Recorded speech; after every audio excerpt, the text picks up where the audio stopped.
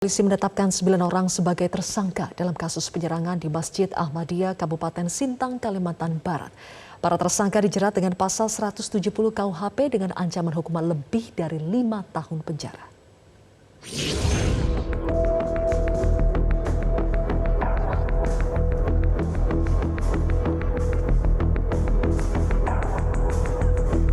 Aksi brutal yang dilakukan ratusan warga di Tempunak, Kabupaten Sintang, Kalimantan Barat dengan merusak Masjid Jemaah Ahmadiyah membuat polisi tidak tinggal diam untuk memburu para pelaku.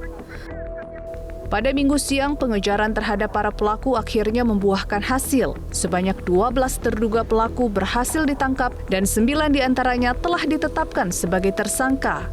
Kabid Humas Polda Kalbar, Kombes Pol Doni Charles Go, mengatakan ke-9 tersangka telah ditahan dan dijerat dengan pasal 170 KUHP dengan ancaman hukuman lebih dari 5 tahun. Ke-9 orang itu terbukti berperan bersama-sama melakukan perusakan terhadap Masjid Ahmadiyah. Meski begitu, pihak kepolisian menyatakan tak menutup kemungkinan ada pelaku lain dalam kasus ini. Polda Kalbar beserta Polres Sintang telah mengamankan 10 orang yang diduga pelaku pada tanggal 5 September kemarin. Kemudian berkembang malamnya kita mengamankan menjadi 12 orang. Kemudian pada hari ini tanggal 6 September kita telah menetapkan dari 12 orang itu 9 orang sebagai tersangka dengan pasal yang kita terapkan yaitu pasal 170 KUHP dengan ancaman hukuman lebih dari 5 tahun, sedangkan sisanya statusnya masih sebatas saksi. Sebelumnya, ratusan orang merusak Masjid Ahmadiyah dan membakar bangunan di sekitar masjid. Aksi tersebut diduga dipicu rasa kecewa warga terhadap Pemkab Sintang yang hanya menghentikan operasional masjid, padahal sebelumnya warga menuntut agar masjid juga dibongkar. Sebanyak 300 personel TNI Polri diturunkan untuk meredam aksi massa dan bangunan rumah ibadah.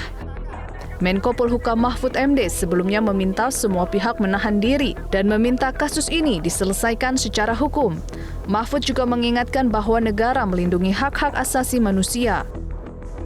Saya sudah koordinasi dengan Gubernur, saya sudah koordinasi dengan Kapolda agar itu ditangani dengan baik, dengan memperhatikan hukum, memperhatikan kedamaian, kerukunan, juga memperhatikan perlindungan terhadap hak asasi manusia. Semuanya ya harus ikut aturan-aturan hukum dan Gubernur akan menangani ini dengan baik sehingga itu tidak perlu meluas.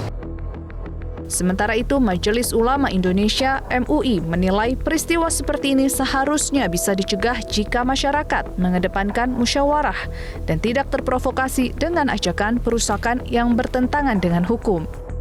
Tim Liputan, Metro TV.